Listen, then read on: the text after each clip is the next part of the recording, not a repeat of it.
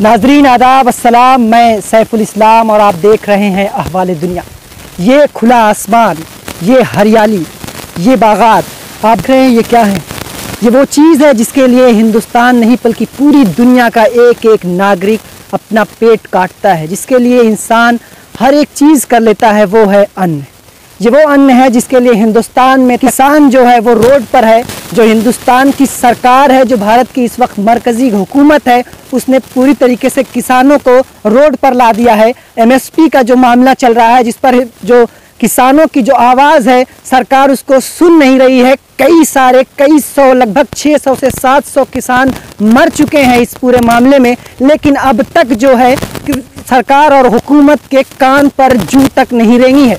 और अब चुनाव करीब है। देखने वाली बात यह होगी कि इस चुनाव पर, उत्तर प्रदेश का जो विधानसभा का चुनाव है, इस चुनाव पर किसान आंदोलन का कितना असर पड़ता है। और ये जो अन्नदाता हमारे हैं, जिनको आज भाजपा सरकार रोड पर लेकर आ गई है, ये किस तरीके से जवाब देते हैं। और इस पूरे मसले पर बातचीत करने के लिए इस वक्त हम मौजूद हैं उत्तर प्रदेश के एक बहुत ही तारीखी, ऐतिहासिक और कदीम शहर जौनपुर के जयगहां में। हमारे साथ हैं समाजवादी पार्टी के राष्ट्रीय प्रवक्ता जनाब अमीर जामई साहब, जो ज़मीनी सतह पर काफ़ी मेहनत करते हैं और लोगों से जुड़े हुए हैं। स्वागत है आपका। आदाब, अस्सलाम वालेकुम, नमस्कार। बहुत बहुत शुक्रिया है अहवाल दुनिया का कि आपने जो है आज इन धान की बालियों के बीच में, और आपने ज़रूरी समझा गेहूं की बालियों के बीच में, कि हमारी आपकी मुलाकात बिल्कुल खेत खलियान हो रही है। नेचुरल, बिल्कुल नेचुरल, क्योंकि यही हमारा जो है असली भारत है, यही जो हमारा गांव है। क्योंकि गांव हमारा, गांव नहीं बनेगा, किसान नहीं बनेगा तो शहर नहीं बनेगा और देश नहीं बनेगा। इसलिए खेती, किसानी और हमारा गांव, भारत का जो, जिसको हम रूरल इंडिया कहते हैं, इसको बनाना बहुत ज़रूरी है। क्योंकि दुनिया में जो हमारी पहचान है वो कृषि प्रधान देशों में है, लेकिन हम देख रहे हैं कि जो प्रधान साहब हैं वो तो अलग कहीं जहाज़ तोड़ रहे हैं, और जो हमारे अन्नदाता हैं वो चाहे किसी भी धर्म जाति के हों, वो इस देश के अंदर ग़ुलामी की ज़िंदगी जीने को आज मजबूर है। आपको क्या लगता है, जो अन्नदाता सड़कों पर है और जो ये नए कानून 3 बनाए गए हैं, इसमें जो भारत की सरकार, इस वक्त केंद्र सरकार है, वो कहीं ना कहीं जो है जुल्म और ज़्यादती कर रही है? देखिए, ये मेरे हाथ में है, मतलब ये धान की बालियाँ। अब बहुत ही मुश्किल से हमारा किसान इसको उगाता है। किसान जब उगाता है तो उसको सिंचाई की ज़रूरत पड़ती है। या आप पानी दिखा सकते हैं, ये नहरों से पानी आता है, बारिश से आता है, लेकिन ज़्यादातर नहरों से आता है। तो सबसे पहले किसान जो है इसको उगाने के लिए बीज, खाद, सिंचाई और फिर मजदूरी, इसके होने के बाद ये धान की फसल जो है, चावल की जो फसल, ये हमारे हाथ में आती है। और जिस तरह से महंगाई है, बीज महंगे हैं, अभी भारतीय जनता की पार्टी की सरकार ने जिस सिंचाई को माननीय नेता मुलायम सिंह यादव जी ने, जिनको धरती पुत्र कहा जाता है, जिन्होंने उसको माफ़ किया हुआ था, योगी जी ने बिजली का चार्ज बढ़ा दिया। तो किसानों को एक दिक्कत हो रही है सिंचाई में कि बिजली बढ़ गया, अब पानी जो आएगा नहरों से वो आपके लिए मुफ्त नहीं है। खाद और बीज का अपना एक बहुत दूसरा समस्या है, वो किसान क्रेडिट कार्ड के ज़रिए बहुत मुश्किल से मिल पाता है। इन सब होने के बाद जब ये फसल पैदा होती है तो यही हमारा जो धान है, चावल है, ये जो 60-70 रुपए का किलो के प्रति किलो बिकता है, जब किसान सोसाइटी पे जाता है, एफसीआई के गोदामों पे जाता है, तो राइस मिलर्स और भारतीय जनता पार्टी के नेताओं की जो मिली भगत है, तो वो जो उसका एमएसपी है जो पूरा, तो उनको वो फसल का दाम नहीं मिलता है। अब फसल का दाम मान लीजिए कि 1885 रुपया उन्होंने फिक्स कर दिया। तो वो कहेगा सोसाइटी पे कि आपका धान जो है ये गीला है, इसमें नमी है, और इसको आप क्लोज से दिखाइए, धान दिखा सकते हैं, बॉम्ब नहीं है, तो कहेगा ये इसमें नमी है और ये किसी काम का नहीं है। तो होता क्या है कि किसान उसको लाद के ले जाता है, लाद के ले जाता है ट्रैक्टर्स पे कहीं पे, और उसका बहुत महंगा पड़ जाता है और वहाँ से उसको वापस कर दिया जाता है। फिर ये जो दलाल होते हैं राजनीतिक पार्टियों के, विशेषकर भारतीय जनता पार्टी के, एफसीआई के लोग, ये सरकारी तंत्र मिल के किसानों को 1885 जो समर्थन मूल्य है उसको नहीं मिलता है, उसको बनियों के हाथों में, दलालों के हाथों में, उससे मजबूरन जो है 1000 रुपये में, 1100 रुपये में बेचने को मजबूर हो जाता है। पूरे देश में जो किसान हैं, उत्तर प्रदेश में जो किसान हैं, वो आज मांग कर रहा है कि जो एमएसपी है उसका गारंटी होना चाहिए, कि अगर कोई भी व्यापारी, दलाल अगर किसानों की फसल को ख़रीदना चाहे ज़बरदस्ती, तो उसको ऊपर जो है कानूनी सज़ा होनी चाहिए। यही एक मांग मोदी जी से हमारे भारत का किसान कर रहा है। लेकिन इन्हें लगता है हमारे वज़ीर आज़म नरेंद्र मोदी साहब को कि ये इस देश के शहंशाह हो चुके हैं और इनके आगे किसानों की चल नहीं सकती। इसलिए पूरे देश का किसान, उत्तर प्रदेश का किसान, इवन जो गन्ना की जो फसलें हैं उसका समर्थन मूल्य एमएसपी नहीं है। गन्ना के बकाए अभी तक आप फसल देने के बाद हमारे बकाए हैं यहाँ पर। अब आप देखिए कि एक तो एमएसपी की बात हो गई, दूसरा ये हो गया कि हम आदरणीय अखिलेश जी क्या चाहते हैं, हम चाहते हैं कि अगर हमारे देश में किसान नहीं रहा, अगर वो टूट गया, मुल्क टूट जाएगा। तो आदरणीय अखिलेश जी हम चाहते हैं कि 2022 में सरकार बनते ही हम ये जो कानून है उत्तर प्रदेश में प्रभावी नहीं होने देंगे, नंबर 1। नंबर 2, जितने भी मंडियाँ जिसको मोदी जी बेचना चाहते हैं अदानी अंबानी को, ये हम उसको रोकेंगे, क्योंकि पूरे देश, उत्तर प्रदेश में जो मंडियाँ हैं वो भारत सरकार की समाजवादी सरकार में बनी, जहाँ पे आप अपनी चीज़ों को स्टोर कर सकते हैं। तो ये जो एमएसपी की गारंटी का क्वेश्चन है, समाजवादी पार्टी स्टैंड करती है। अच्छा अमीर जामाई साहब, जैसा कि आप कह रहे हैं, तो क्या आपको लगता है कि उत्तर प्रदेश जैसे प्रदेश में इस तरीके के मुद्दे, जैसा कि आपने कहा महंगाई, किसान और अन्य, ये सब मुद्दे जो है भाजपा के सामने टिक सकते हैं, या फिर क्या मुद्दे रहेंगे उत्तर प्रदेश के चुनाव में?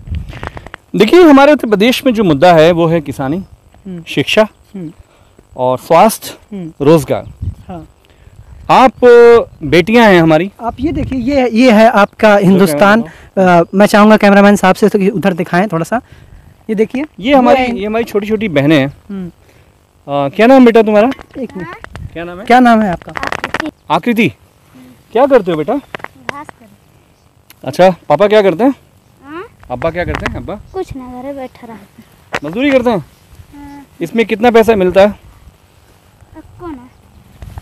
इसका क्या करते हो उसको आप? गाय खाती है। किसके लिए? भैंस के लिए? हाँ। पीछे हटो। अच्छा, तो ये बताइए बेटा आकृति, आप पढ़ते हो? हाँ। किस क्लास में हो? हाँ? किस क्लास में हो? 3। आगे ये बताओ कि अखिलेश जी जो थे, जब पिछली बार मुख्यमंत्री थे, उन्होंने भी छोटे छोटे बच्चों को लैपटॉप दिया था।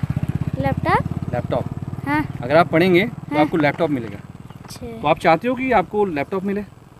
हाँ। जो चलता है ऐसे? हाँ। पढ़ाई करना चाहते हो? तो पैसा है घर में पढ़ाई करने के लिए? हाँ। पापा क्या बोल रहे हैं? हाँ? पापा क्या कह रहे हैं? फिर पढ़ी ला। इसमें पढ़ते हो? हाँ।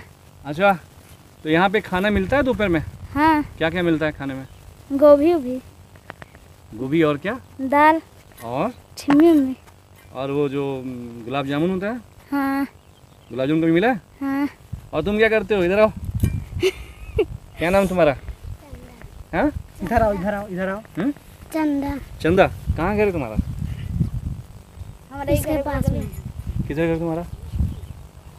घर कहाँ है बताओ? अरे कुछ बताओ। कुछ बताओ।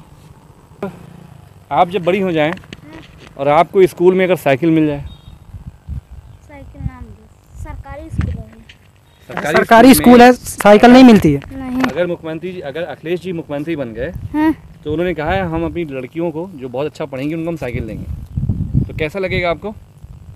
अच्छा। अच्छा लगेगा? वाह, वेरी गुड। तो आप देखिए कि ये बच्चियाँ काम करते हैं, इन्हें स्कूल में होना चाहिए, इन्हें इनके पिता जो है बेरोज़गार हैं, तो जाहिर सी बात है इनके पास काम नहीं है। इवन जो NREGA का स्कीम है भारत सरकार का, NREGA की स्कीम में क्या तुम लोग क्यों हंस रहे हो? तो NREGA की जो स्कीम है और जो PDS है, मतलब ये जो खाद्यान्न का जो डिस्ट्रीब्यूशन है, सबसे ज़्यादा करप्शन इस पूरे फील्ड में आया हुआ है। तो अब सवाल यह है कि जो NREGA है, जो गांव में लोगों को रोज़गार देने का काम करता था, अब उनका रोज़गार कैसे मिलेगा?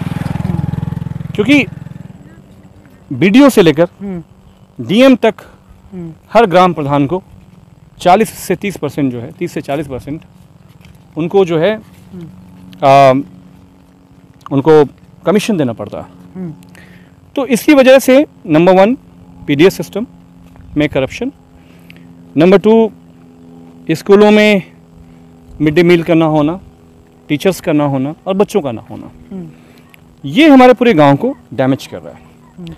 रही बात किसानी की, तो किसानी को आप देखें कि मजदूर तो किसान तो फसल उगा रहा है, लेकिन अगर उसे वाजिब दाम ना मिले तो वो क्या करेगा?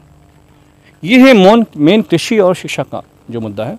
तो सरकार आते ही उत्तर प्रदेश में जब मुख्यमंत्री बनेंगे अखिलेश यादव जी, तो जितने भी बैकलॉग्ड हैं, जितनी नौकरियां जो पेंडिंग्स हैं, टीचर्स की जो भर्तियां ख़त्म की गई हैं, पूरे उत्तर प्रदेश में नए सिरे से 10 लाख नौकरियों को भर्ती करने का लक्ष्य है।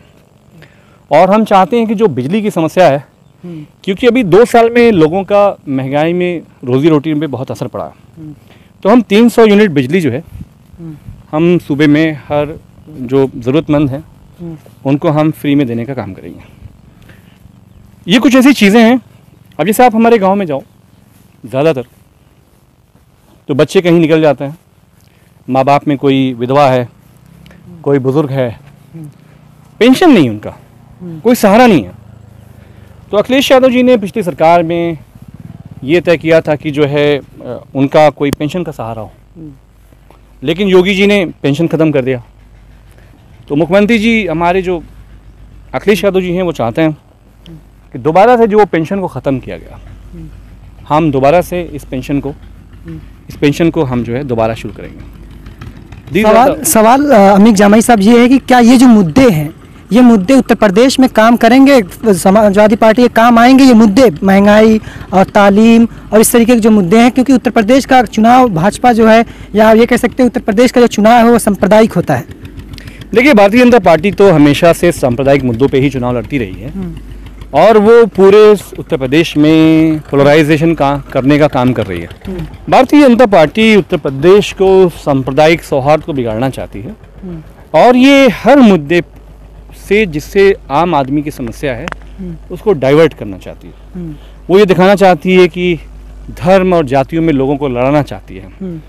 तो ये ज़रूरी है कि चाहे वो जिस भी धर्म जाति के लोग हों, वो भारतीय जनता पार्टी के इस मुद्दे को समझें कि अगर हमारा उत्तर प्रदेश ध्रुवीकरण नहीं हो पाया, इस बार 100% भारतीय जनता पार्टी हारने जा रही है।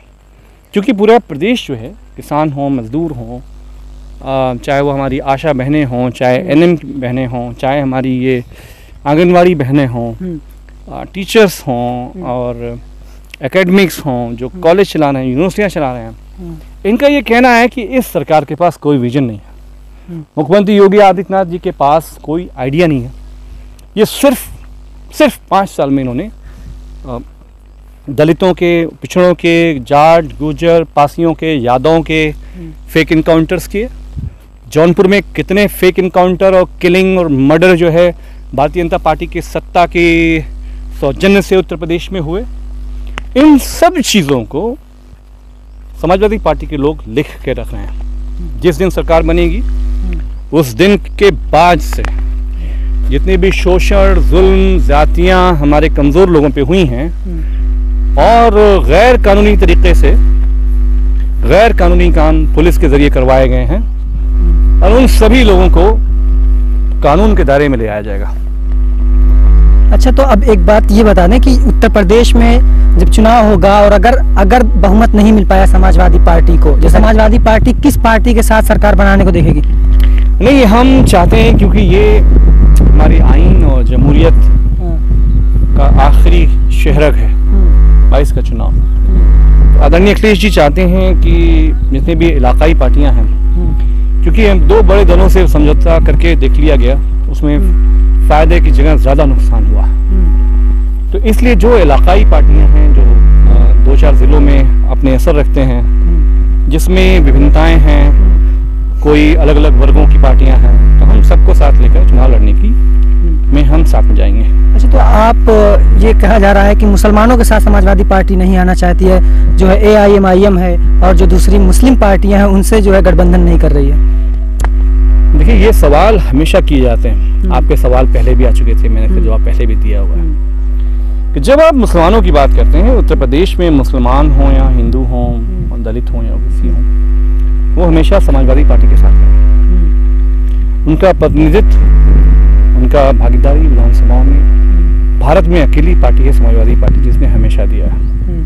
लेकिन MIM जैसी सांप्रदायिक पार्टियां, आप देखिए ना कि MIM की हर मीटिंग में, इलाहाबाद की जो मीटिंग हुई उसमें कहा कि भाजपा को जिता दो लेकिन सपा को जीतने मत देना।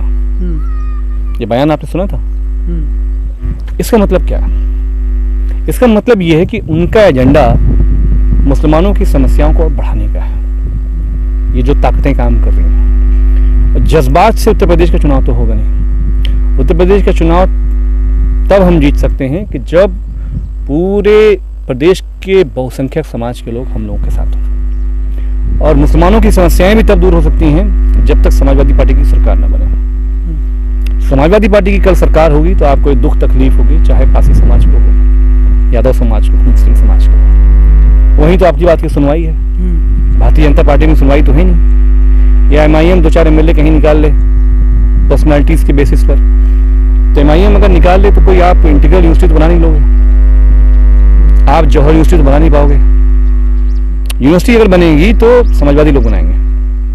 और इस बार अखिलेश जी चाहते भी हैं कि कम से कम 10 यूनिवर्सिटियां कोशिश हो कि जो है स्टेट बनाए, कि जिससे जो है जो हमारे स्टूडेंट बाहर जाते हैं दूर दूर के हायर एजुकेशन के लिए, दूर दूर जाते हैं, उनके लिए उनका विजन है कि ऐसी यूनिवर्सिटियां बने कि जिससे लोग उत्तर प्रदेश पढ़ने आए। ये तब होगा जब समाजवादी सरकार होगी।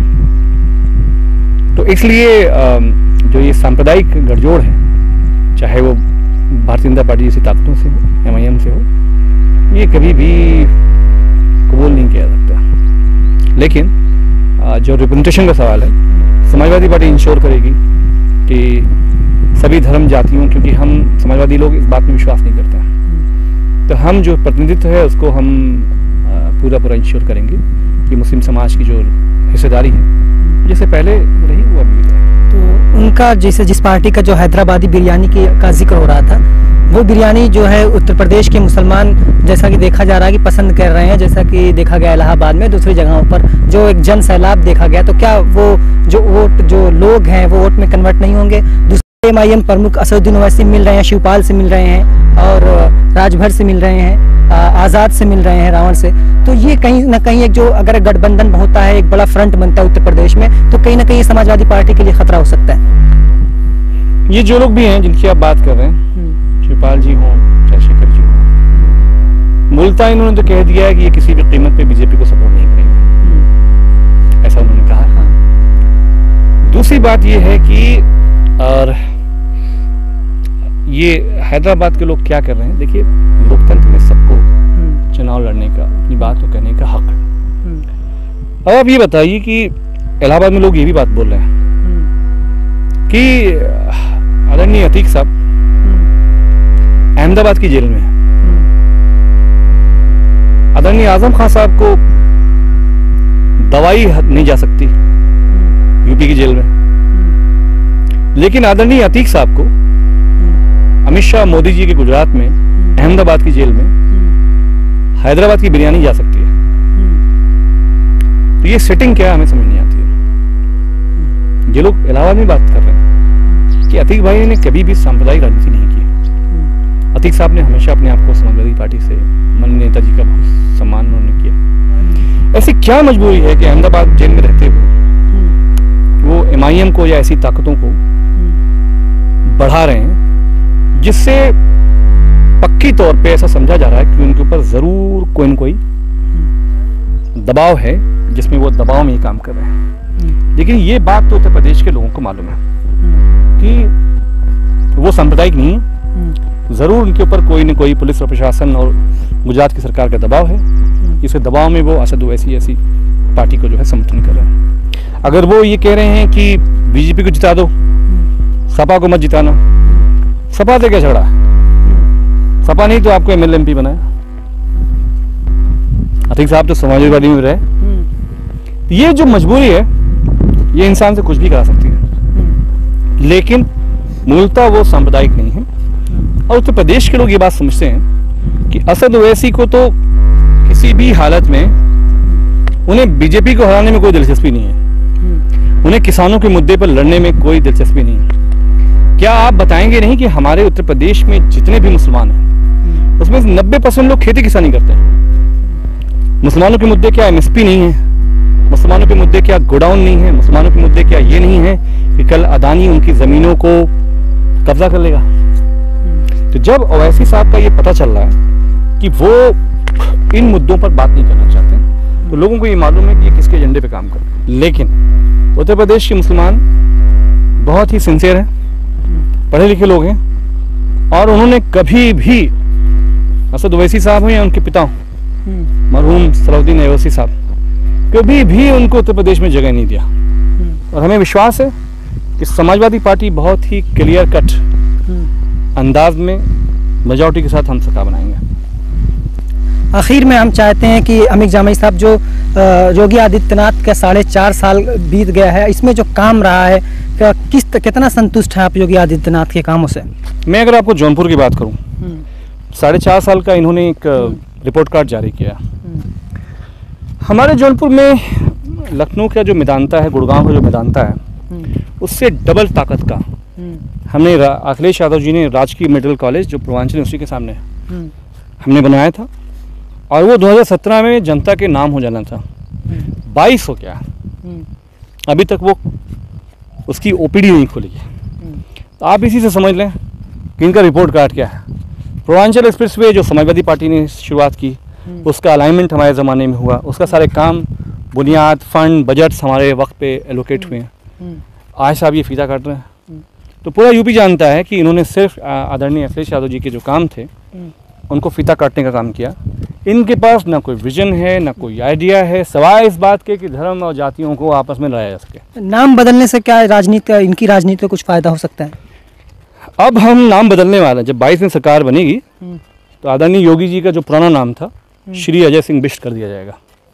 हम भी नाम बदल। अच्छा, पुरानी अगर कुछ आपको आदरणीय योगी आदित्यनाथ जी के बारे में पता हो तो थोड़ा सा दर्शकों को बताएं, क्या पुराना क्या था उनका? हमने देखिए, वो बहुत ही घोर जातिवादी इंसान है, और कभी भी वो परिवार में नहीं पले बढ़े, परिवार देखा नहीं, भाई बहन नहीं देखा, खानदान नहीं देखी, फैमिली नहीं देखी।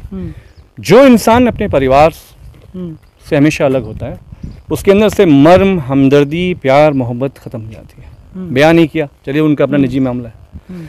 इसलिए ऐसे लोग बहुत ही फैशिस्ट बन जाते हैं, जो अपने जिनको नेचर से, प्रकृति से, खेती से, किसानी से, गरीबों से, कमज़ोरों से मोहब्बत ना हो, वो ऐसे लोग होते हैं, योगी जी ऐसे होते हैं। लेकिन ठीक है, जमहूरियत में सब लोग अपने तरीके से जी सकते हैं, बट हम ये कह रहे हैं कि योगी जी का नाम सरकार बन जाए तो उनका नाम अजय सिंह बिष्ट कर दिया जाएगा। बहुत बहुत शुक्रिया अमीक जामई साहब। हाफिज़, शुक्रिया आपका। ये था अमीक जामई साहब, जो समाजवादी पार्टी में एक कदावर नेता हैं और काफ़ी इन दिनों ज़मीन पर इनका भ्रमण हो रहा है। इस वक्त ये जौनपुर में मौजूद हैं और जौनपुर के अलग अलग इलाकों, गाँव में जाकर भ्रमण कर रहे हैं। लेकिन अब सवाल ये है कि क्या इनकी जो कोशिश है ये समाजवादी पार्टी के काम आने वाली है या नहीं। इसी तरीके से अमीक जामई ने किसानों और दूसरे मुद्दों पर बात उठाई और यहाँ पर उन्होंने ये कहा है कि अगर हमारी सरकार बनती है तो हम योगी आदित्यनाथ जी का नाम बदल देंगे, जो कि नाम बदलने की राजनीति करते हैं। देखते रहें अहवाल दुनिया। धन्यवाद।